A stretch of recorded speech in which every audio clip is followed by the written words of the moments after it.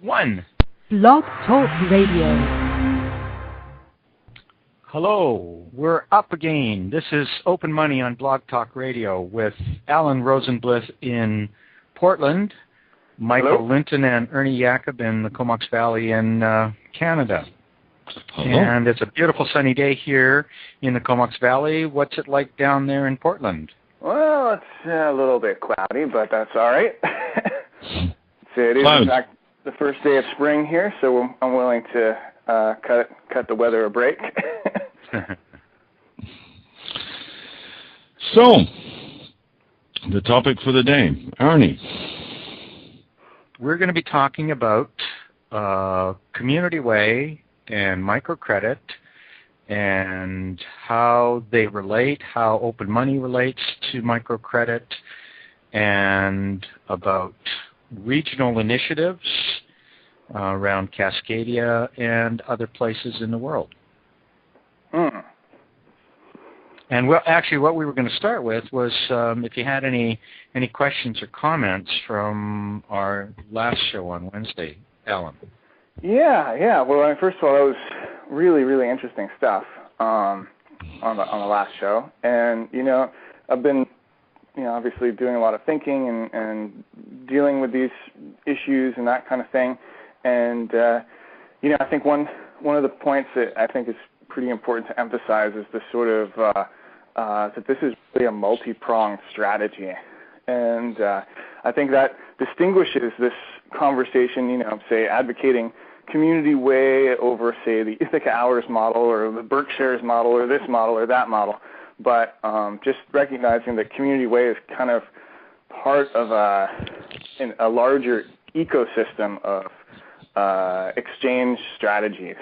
And another arrow in the quiver, as it were.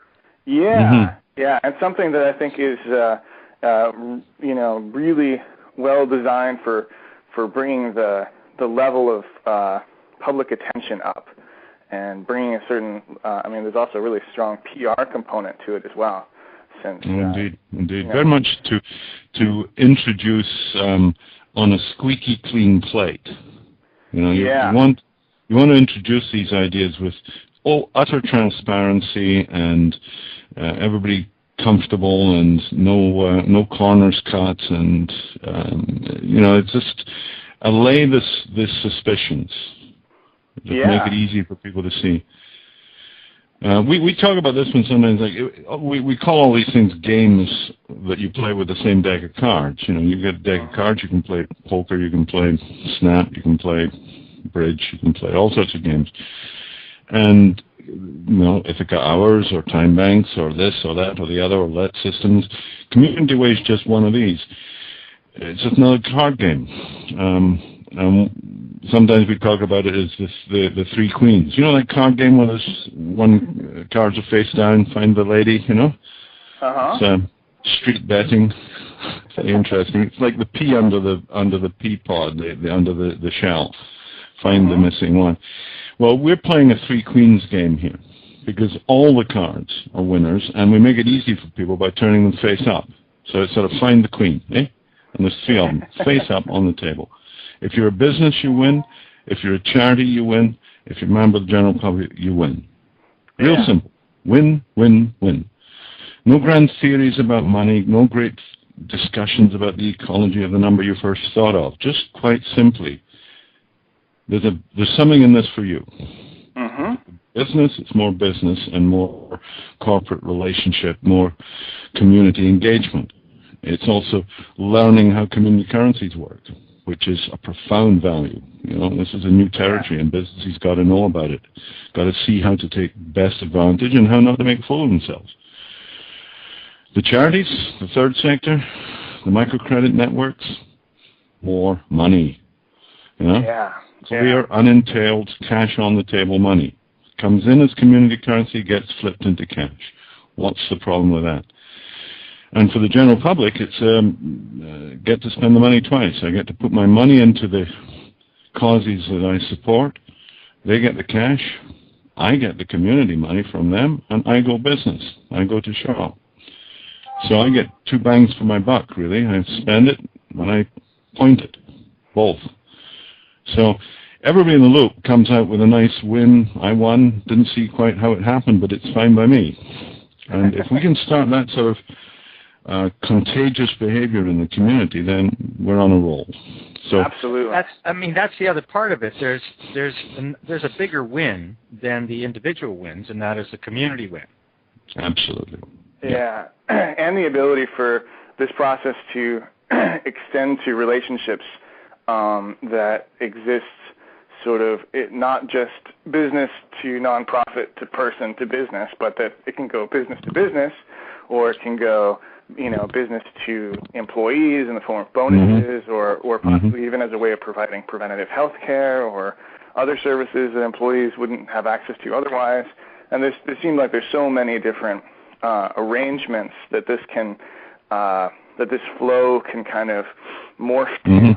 And just this one circle that you're talking about with businesses to nonprofits to people to businesses, that seems like a really excellent flow to start on, so to speak. It's the ignition. It's the match that you throw into the tinder or something. And it gets people excited. I think that's really the key with all these things, and get them out of the confusion space. Get them out of that. What's this? A new kind of money? Huh? It sounds funny. I don't know.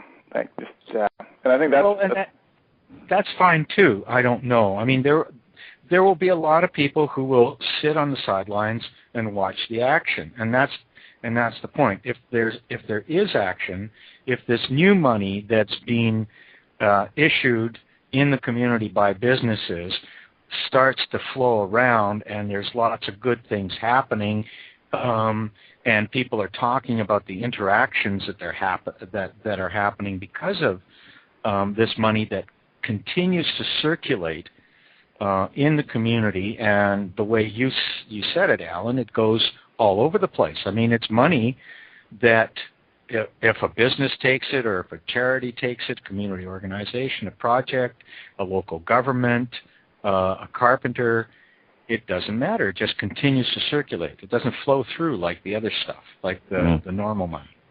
See, round and round money, good stuff.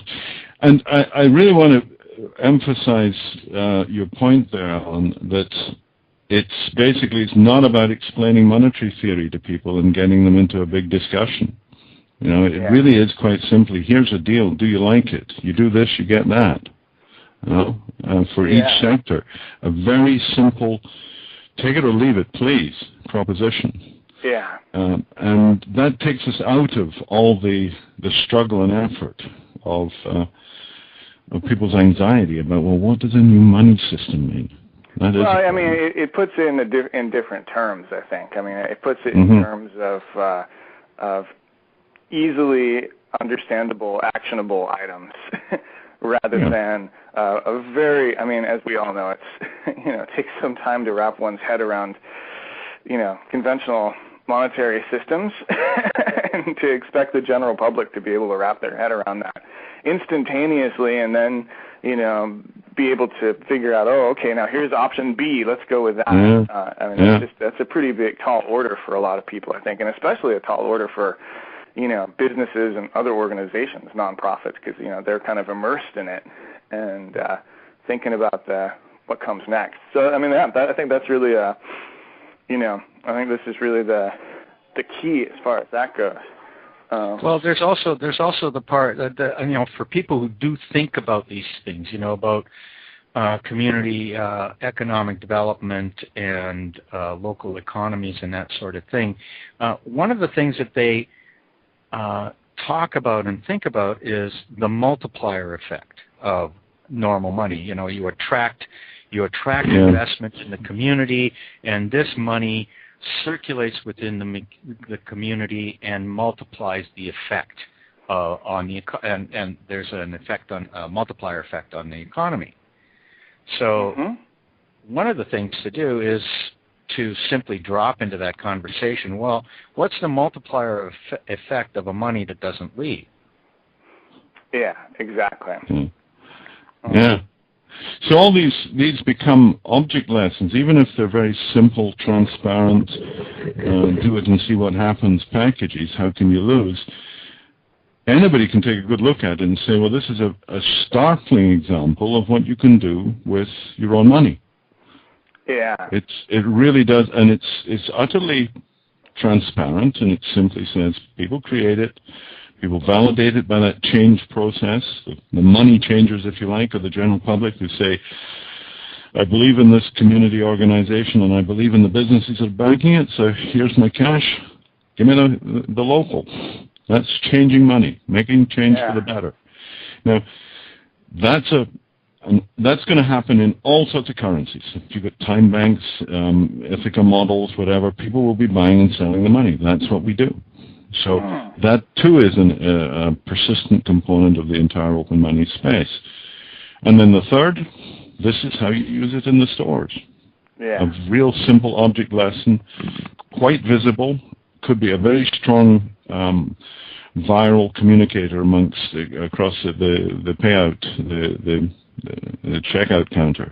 People see people using this card, they ask what it is, they're in. Yeah, and I mean, I think one of the keys is going to be figuring out how to. I kind of look at it like there's the whole tabletop or whatever of of money issuance and currency design and all that stuff, and then there's kind of this this community way thing, which seems like it's an opening gambit of a real regional level currency, where as something that can really build economics on the regional level. Because I think there are going to be I think the key is going to be figuring out how do you what's the succession strategy within this. That's one of my questions is like, how do you see not getting what's the strategy such that it doesn't get pigeonholed into, that's just for raising money for charities. What's the strategy for, that can be also for, issuing operating capital or capitalizing new businesses even, or that can be for, you know what I'm saying? That's the microcredit part. I mean, that's one of the things we were going to talk about is the amplifier effect. Monies on the microcredit phenomenon. Yeah, I think it's a good point, Alan, that people do tend to see things once and then think that's all it is. And if it was associated with, a particular charitable sector, maybe a school board fundraiser, maybe a hospital thing, maybe an art community, some people will just see it as, that's something the art community just did, and it won't click for them. And other people will be available to sort of see it, you can do this for everything, and you can do it for capital investment as well as for operating community projects on a short-term basis.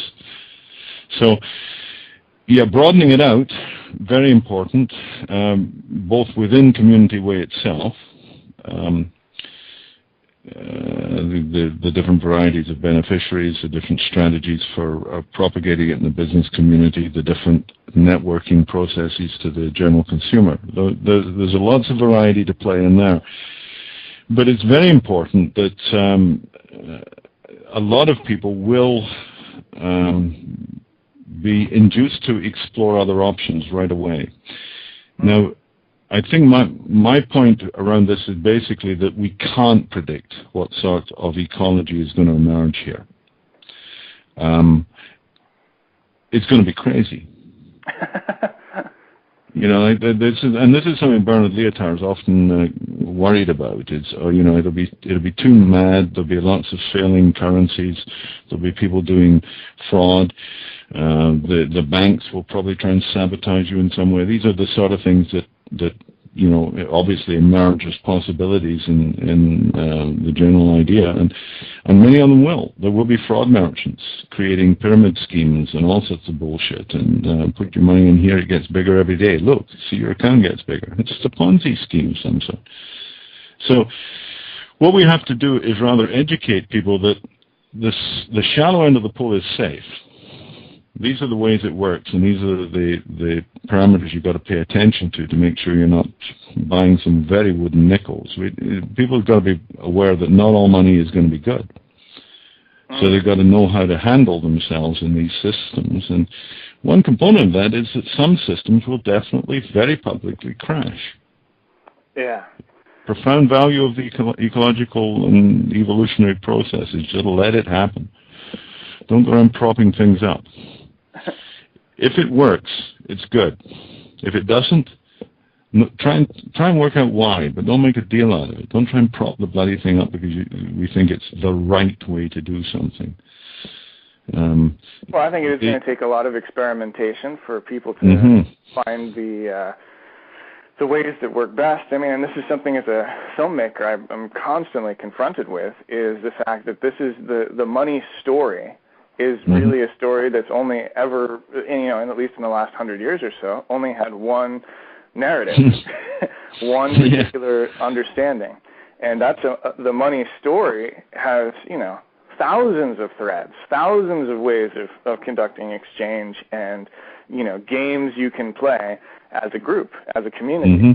So that's going to be, I think as we, enter into this broader spectrum and come out of that very narrow, this is the money story has exactly one one element to it. I think we're going to see a lot of experimentation. I think some things are going to work better than others. I think it does behoove us though to at least make a pretty good effort. Excuse me, I just want to check out. Lance, did I manage to connect you there? Are you with us? I think you possibly did. Les Moore, you're live on Blog Talk Radio across the United States of America and Canada. Welcome from London. Hey, Les, welcome. Hi. Good to be with you. Oh, there's Alan and Alan. Alan, say hello to Les. Hi, Les. How's it going? Okay, fine. Good. How are you? Good. Good to meet you over the phone here. Alan was just talking, perhaps you heard the last few minutes before I saw you were there and brought you in. It was talking about essentially the media story of money that's now becoming available. When we used to talk about Community Way as a singular sort of design, this is how it could be done. And then people have been talking about, well, we want to do the Chicago way, or we want to do the Seattle way, which will be the same basic model, but locally appropriate, locally tuned to the resources and the interest. And so the very variety of all these initiatives could be a vehicle for an online media process that allows people to see what is happening, not just in one part of the world, but in 10, 20 parts, 100 parts. Well, I could see that perhaps happening 3 or 4 times down the road. I think for the first one, it still might be difficult. The London way would be, well, what is the London way? If London kicked off in the first batch, if you like. But further on down, after 20 or 30 cities have gone live, maybe it would be a fantastic branding opportunity. But for the first one, it might not help as much. We have 40 minutes remaining. In fact, the first one has been. Excuse me, Ernie. I was just going to make the point that we've got about a third of the way into the show now, and now that Les is here, it'd be good to broaden the conversation into the specific strategies that might apply in different places, London, Portland, Vancouver, wherever. And I do want to tie that also into the whole business of supporting microcredit. So I just wanted to cite those agenda items, and maybe Les, Alan, Ernie, have we got any particular things we want to cover in the next 40 minutes? Sounds good to me. Yeah, I'd be very interested in a refresher on your microcredit support. So I've got a few ideas around that, and it might be you're talking about the same thing, but I find that always helpful to make sure we're nailed in on that particular concept. Okay, well maybe before we jump in, we should let people know that they can follow this if they're on the Blog Talk Radio chat as well as listening to this. And also, we've got a Skype chat going if somebody wants to get in touch and drop us a note that they're listening and that they want to participate or want to ask some questions or whatever. There are several channels. One of them is Ernie Voice on Skype, or Michael Linton on Skype, and the chat on Blog Talk Radio. Thank you, Ernie. Well, I think then the microcredit would probably be a good jumping off point, because it is common, slightly varied in different jurisdictions, I'm sure, but there's a commonality about it, and it also ties into the secondary component of this strategy, that startups in big Western cities should be supportive of emerging economies in the third world by the same strategies. So bringing microcredit up into the city and bringing microcredit into the third world simultaneously through corporate donations, that's pretty much the key of the game. Now, everybody, I think, who's had a look at the community way stuff, and it's cited on the current chat, and if you can't find it there, just go to openmoney.org/CW. And just keep looking around for community way. You'll find lots of information. But everybody should recognize by now that the function is the businesses that are participating in creating this trial of community monies initiate it by donating to worthy projects, and we've generally cited those as charities or, Rebuild the Art Gallery or something, a project of that scale and nature.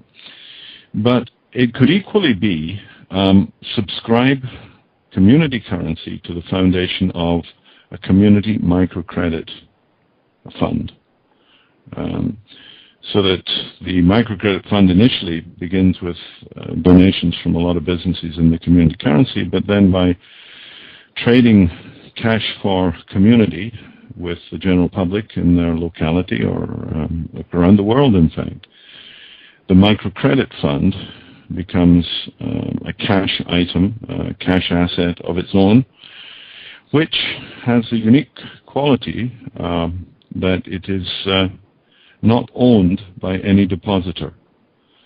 One of the biggest problems microcredit has to address is raising the funds base for lending. They have to get willing depositors to put their cash up and accept whatever rates of interest and risks are appropriate. And they're quite successful at it, but it's a lot of work and it costs a lot, and if depositors lose interest and withdraw, then the microcredit funds are basically depleted by that withdrawal. So it's a dodgy business, it's a costly business, and we think it would be a very interesting consideration for the microcredit world, which is very substantial now, all sorts of people doing this at all sorts of levels, to look at a different way of putting the hard cash into the funds.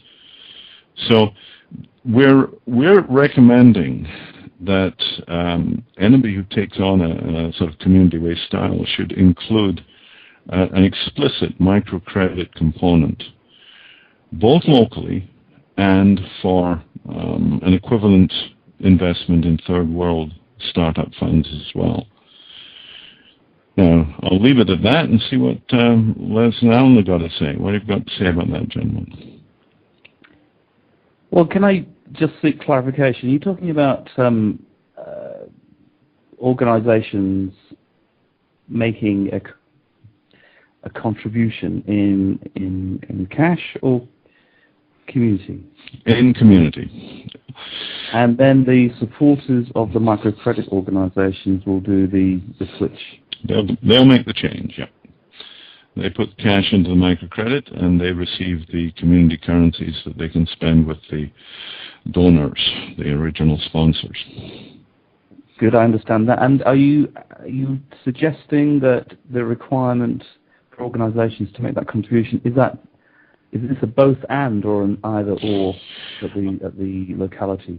I think it's not a requirement on the organization. The business donor does not have a requirement to be a donor to Microcredit or to the dog home or to the old lady's casino or whatever. Like whatever projects are raised in the community are part of the portfolio of beneficiaries. And the businesses who are the donators, the kickers, they're the ones that put the power into this money, they get to choose where they go. But I do think that the organizers of the initiative should explicitly support a microcredit fund as a very prominent part of the project. And prominent not just in London or Chicago or Portland or wherever, but also in some twinning process with a third world fund. Yeah. So that it's not just we're looking after ourselves, it's also that we're extending solid investment support to third world communities. Yeah, I think that's very, very important. And, I mean, what's interesting here is I'm wondering why this necessarily has to be limited to microcredit, because what I see here is a possibility for, real community reinvestment. I mean, any kind of way to sort of aggregate funds. I mean, you could call it a fund for making low-interest loans to, people in, marginalized populations, And I think this is tremendous. This is, it doesn't have to be massive sort of home loans and that kind of thing, but I see a possibility to go way beyond, your sort of typical $20 here, $20 there microcredit approach. Yes, indeed. Yeah, in fact, it's perfectly appropriate for somebody in Portland to say, I'd like to see this water project for my twin village in Ecuador, or malaria nets for Uganda, and start a fund of that nature, specific to something which is an economic need. Might be a loan fund, might be a capitalization of a village agricultural system or a manufacturing plant or something like that. The thing about microcredit is that it's neutral, and that we're tapping in. If we can make connection with the microcredit world, we're immediately relating to perhaps 100 million people. Yeah. Because the microcredit world has an immense penetration already in the third world, and those are very well organized groups. They have to be. It's not an easy job, and they're doing it very well. So if we can lend them a hand and show them how, without any personal bias, political bias, or particular agenda, they can attach micro money to microcredit, then we may see the biggest shift in wealth generation in the third world that there has ever been. So that's my point in going for the microcredit. But as you say, Alan, it covers all sorts. So specific suggestions, specific projects, bring them up, roll them on. Yeah. Well, I'm also wondering if there's some possibility here of doing a similar thing. If there's, for instance, I'm reminded of the Alternatives Federal Credit Union. It's, I know they have a branch in Ithaca. I'm sure they have something elsewhere as well. But partnering with organizations like that to possibly set up a fund, through that kind of scenario where that would be capitalized in a similar way. You know what I mean? So. Yeah, very much. Certainly, the credit union movement in the States and the very different credit union movements in Canada. There's the Quebec model, and there's the Western or Anglophone style.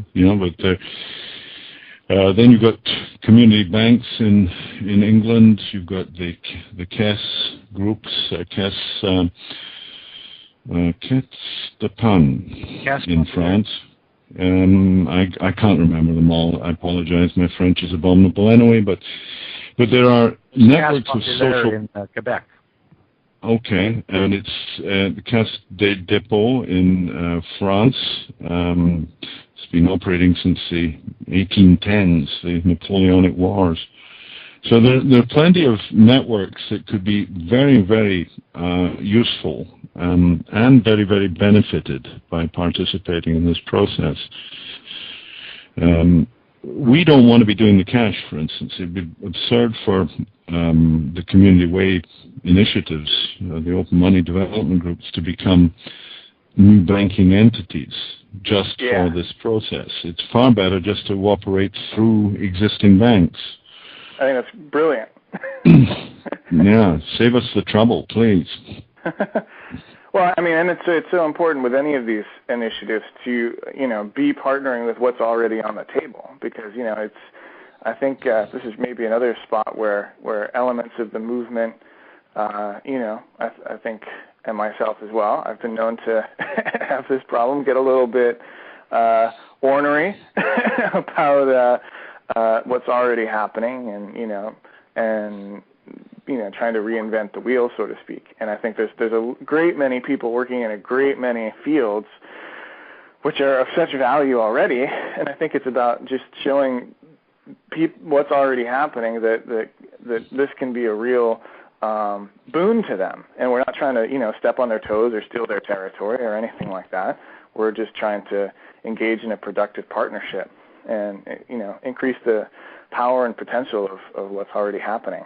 So, just again from I always move towards partnership over competition. So I think that's this provides just such an excellent strategy for doing that, because, it provides a way to get real hard cash to the organizations. So they're not taking the risk nearly to the same extent as, with some other models. So it does raise an interesting issue, doesn't it, for when the switch takes place. If for example, a local business wants to donate to a local school fete using Community Way, how does that school organise its switch of cash for local? Michael, that's a good idea to use credit unions, but say in UK, credit unions are fairly in their horizons. That's a good way to describe it. Yeah, the credit unions in the UK are definitely locked in the cave with the shutters down so much of the time. They have very little leverage. Yeah, well, I think the school's a perfect example. The school has channels of communication to its own social network, the children and the parents. And so, this little flyer goes back with the kids. Hey, Mom and Dad, you can support your kids in our school extracurricular, this, that, or the other. The band, the sports, the computer lab, the theater. Raise some money, send your kids to the other part of the world for a week, for a month. That's a great way to get the parents into, why shouldn't I do this? And I part with 100 quid, I get 100 quid. No skin off my nose, and my kids are well supported. So what I'm asking you, Michael, is can you just now envision how that parent is going to get 100 quid into the school, and who in the school is going to organise the switch?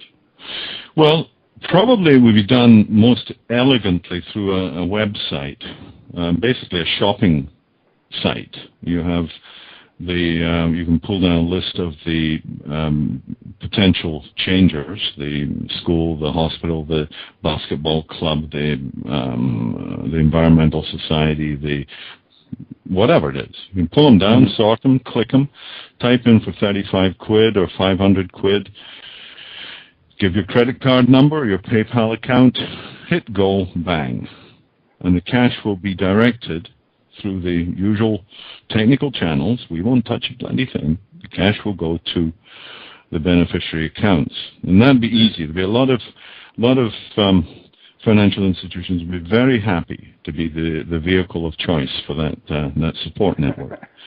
So that it'll be through the web for the most part. We can also see something like the chuggers. Remember the charity muggers that used to be around the streets an awful lot? Hi, how would you like to donate to cancer relief or this, that, and the other? Well, we can do chuggers, change agents. Hey, change your money here. And this a guy walking around with a laptop or a little cell phone, perhaps, is all you need.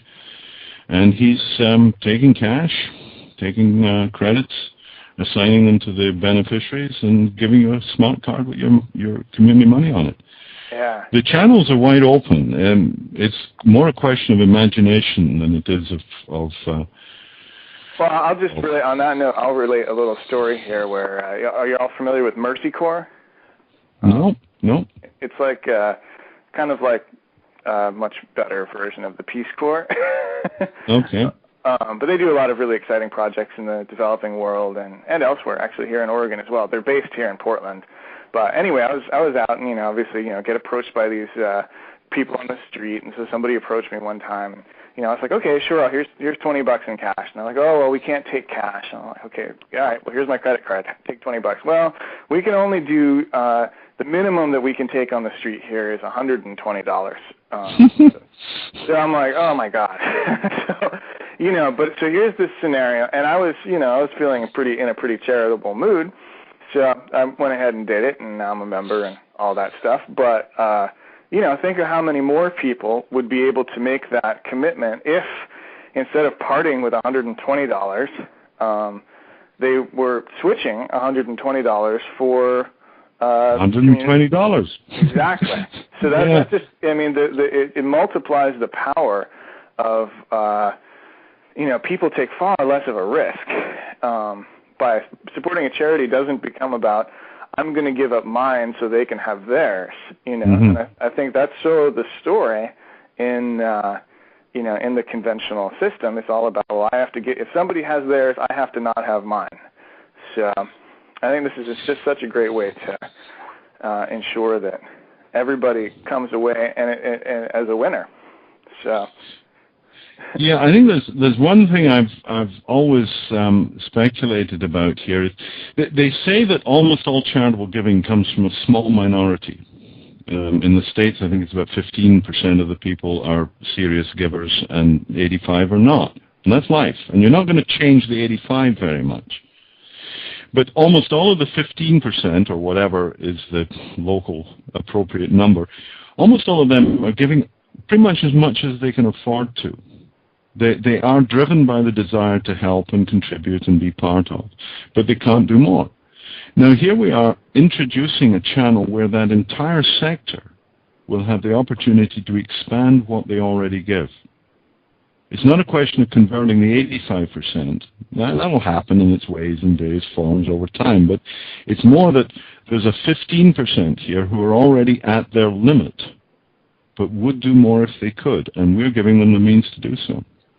Yeah, so, and to pick up on what you were saying, Les, about the how this would actually take off. I mean, it seems to me if there was a website, Michael, like the one you're describing, and the parent wants to support the kid's trip to wherever, and so gets on the website and finds a school on the pull-down menu. Think of all the other organizations that person now sees on the pull-down menu. So maybe after donating $50 or whatever. Contributing, changing, no donation from the persons in the street. They're just changing money, So after changing that, then they can say, oh, wow, look at all these other organizations I can also change with. So you see, I think that's kind of an excellent logic behind kind of conglomeration here, that there is strength in numbers, that you can sort of get your name on the roster, and just by the fact that it's there in front of people, they will see, oh, wow, look at this is a great process. Let me do 50. Let me change 50 with them and 50 with them, and oh yeah, you see. So perfect. And then it all goes in one. It's one place. So you're not dealing with 50 school dollars and 50 hospital dollars and 50 microcredit dollars. You're dealing with 50 community dollars. So, or you know what I mean? 150 community dollars. So. Yeah, that's a very important concept, and it often blocks people. Is all these different things happening in one place. I'll have to have a wallet full of cards, a bunch of different paper, a bunch of different agreements or something. And when they realize that it's one card carries it all, and you buy from the school, but you can spend in any of the businesses, even if they weren't supporters of the school. That's a big shift in how people sort of feel the convenience and the value of it. Nice to be simple. Nice to cover it all. So we're talking about just one currency on this, or each? The telephone that covers it all. Well, I think, lads, that the parameter is that in any sort of proactive startup, if we take a shot at the city somewhere, what we've got to be doing is saying, let's be coherent. So let's amplify the value of a basic mainstream effort where, for instance, there could be a London Community Way, which was aiming at businesses with a whole London-wide catchment and participation. Now, I think it's also perfectly reasonable to have a Lee Valley or a Brixton one or Wimbledon or wherever. You can localize as well.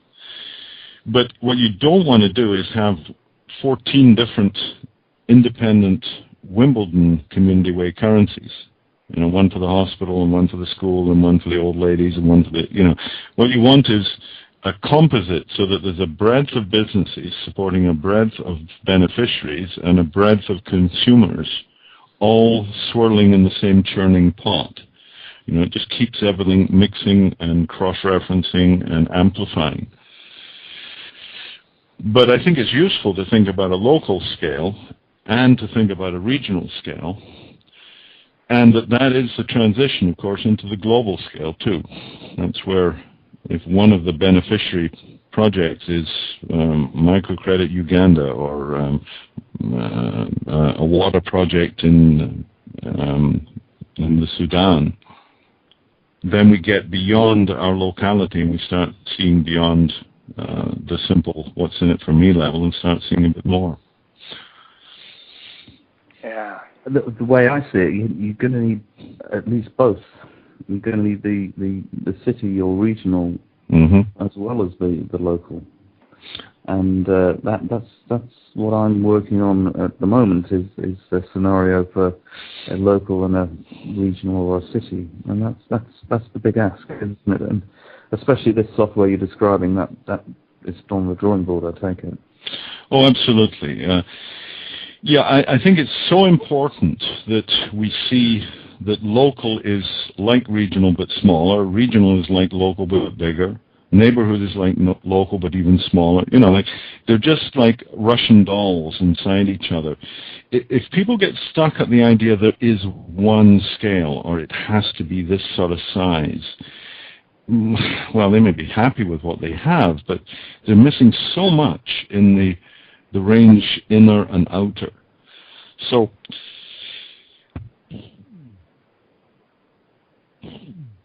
excuse me, a brief sneeze break there.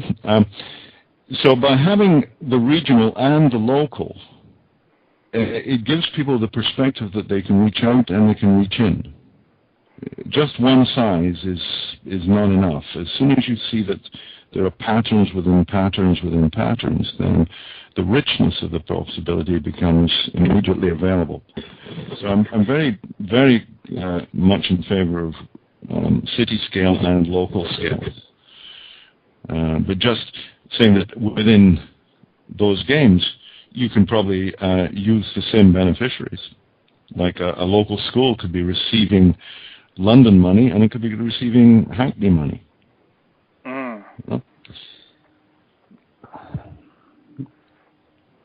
Using your emerging software. Yeah. Oh yeah. Yeah.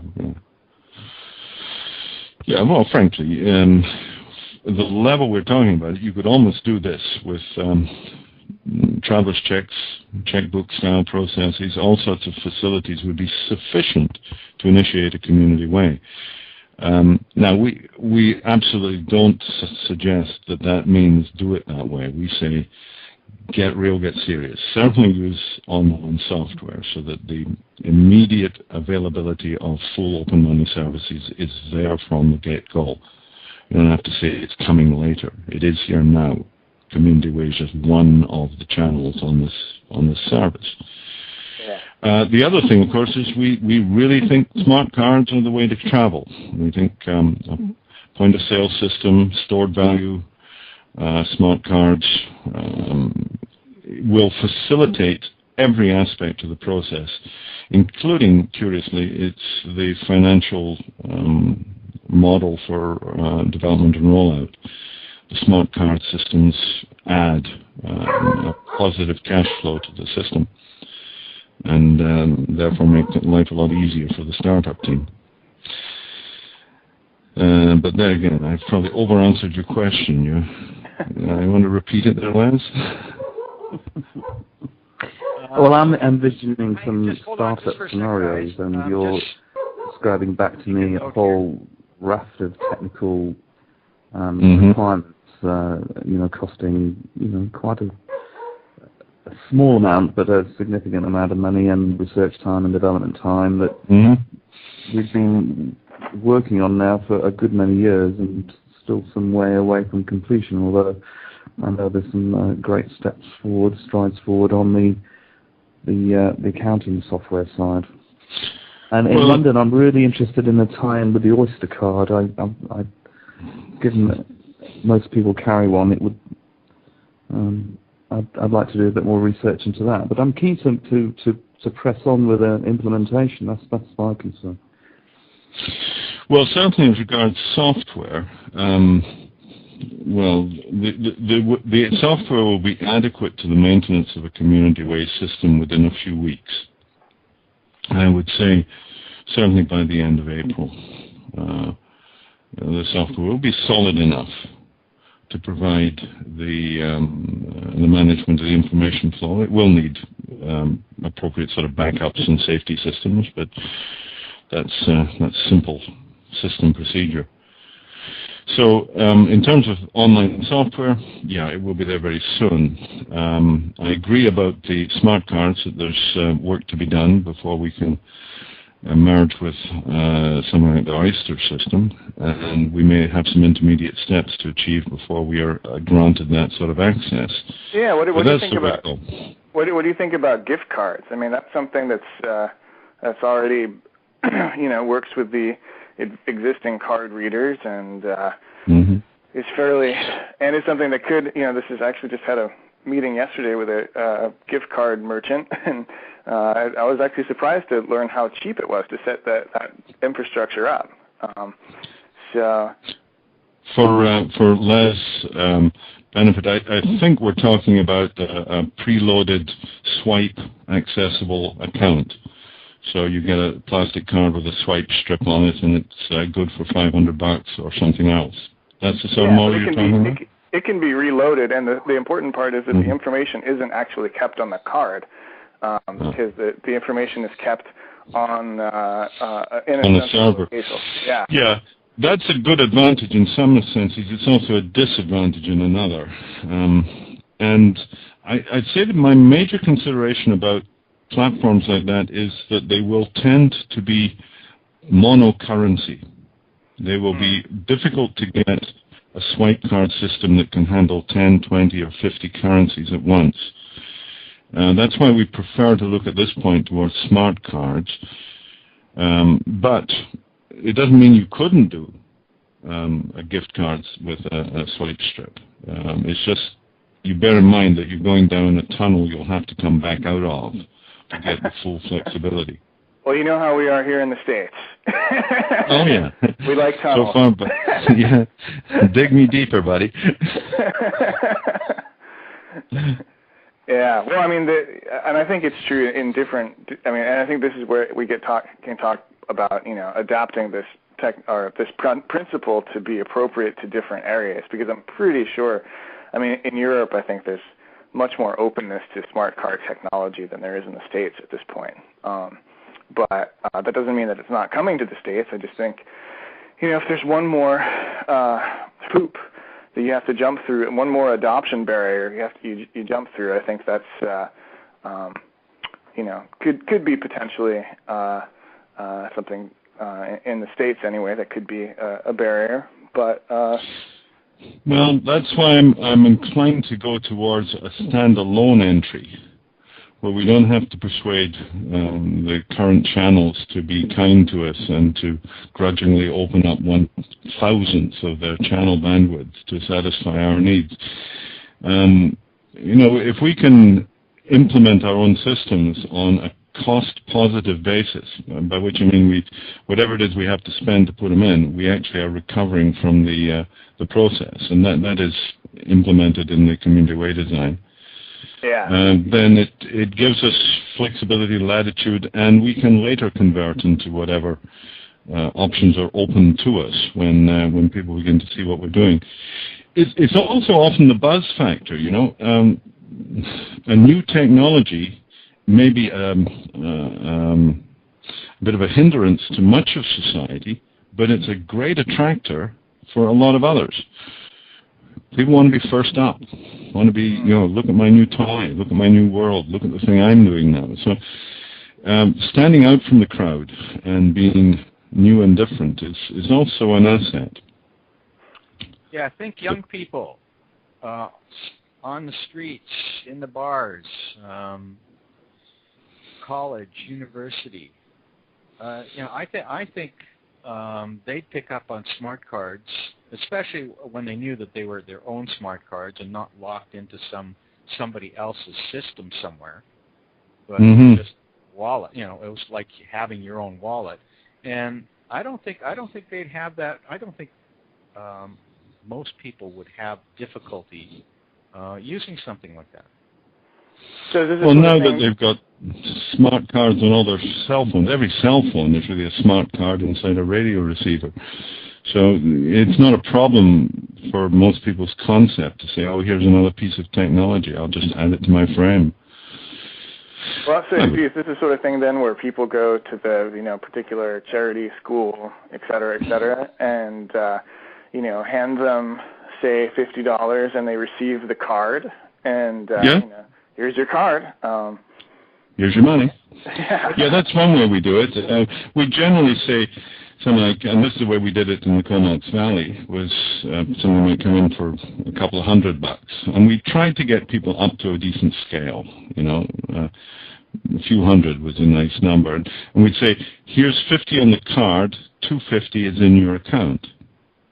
You see, so that they were both linked into the software and they had the hardware. Yeah. So they began to think of it like a bank account and an ATM withdrawal. They could have their account and they can do transactions through the internet system, but they can also have it on their card and spend it and recharge the card. And so we get both. And organizations like schools charities, whatever, can have their own branding on the card. It's like your school mascot. It's your school card.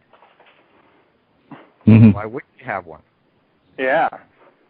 And the fact is that school card can carry, currencies that aren't school currencies. It can be any number of currencies. Well, I mean, the version that we had 15 currencies on the card. Well, it's like when you have the, your bank card and it has the name of your bank, but you can spend it anywhere or go to any ATM to get cash from it. So, well, Les and I, it'd be about 7 or 8 years ago, Les, we were looking at personalized smart cards. Your photo, your logo, your address or not or whatever, but your card with perhaps your own security on it. And a component of the card was this wallet system configured for community currencies. And we figured that card was probably in the $10 range, about that much. And I do continue to go to the smart card conferences, etc., whenever I can. And it's all getting cheaper and it's highly competitive and they're all very confident now. I mean, I can't describe to you how important Oyster is to the development of smart card, both in UK and Europe, because it's just an unqualified success. It's now taken over the whole of public transport in London, which is quite astonishing. And it's exceeding all its expectations in terms of revenue generation and anti-fraud. It just scores all over the place. So, but apart from that, there's still very few local implementations. So there is an industry out there that's looking for some, killer applications as usual. So instead of with one. So instead of saying the world is your oyster, it's maybe the oyster is our world. Very good, Michael. You want to write that down, mate? And it's definitely. By the way, we've got past killer apps. We've transcended the killer app. We're now into the mother of all apps. Mother apps. Oh, I don't like that. Oh no. And it'll be a little rich for you, wouldn't it? There's 4 minutes left to this show, guys. So we should wrap it up and talk about the next time we're going to get together and continue this conversation. And others. Okay, well, my wrap would be the global wrap. That what I'm excited about, and it's emerging for me as a stronger and stronger reality, is the idea of several major city initiatives that are collaborating in getting large corporations, multinationals, and local businesses alike supporting third world microcredit. It's a convergent, connective process that is exciting me more and more, and I look forward to exploring the details of that over the next few weeks. That's my pitch. Over to you guys. Well, it's really interesting for me to shake hands across the pond. Good to talk to you, Alan. It's good to talk to you, Michael. It's interesting, and thanks for listening for some concerns ongoing that I have. But I'm working on this local implementation, and I don't mind. I'll be sort of interested to share how that's sort of beginning to pan out, because I'm wanting to do a piece of work before the Beijing Olympics, because otherwise I think London's going to miss. It's going to be impossible to bring about a kind of citywide intervention when London's going to be completely obsessed with its games. Good point. Good point.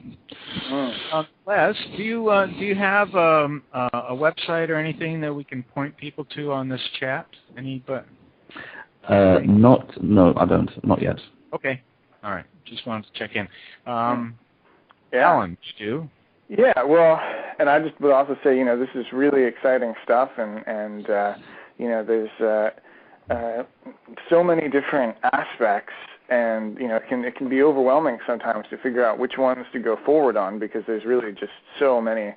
This is a big, big world, and my enthusiasm is really about finding productive partnerships with the organizations that are already in existence here in Portland and around the world, and to work in coordination with other cities. And I'm just very honored to be a part of that effort. So that's what I'm throwing out there.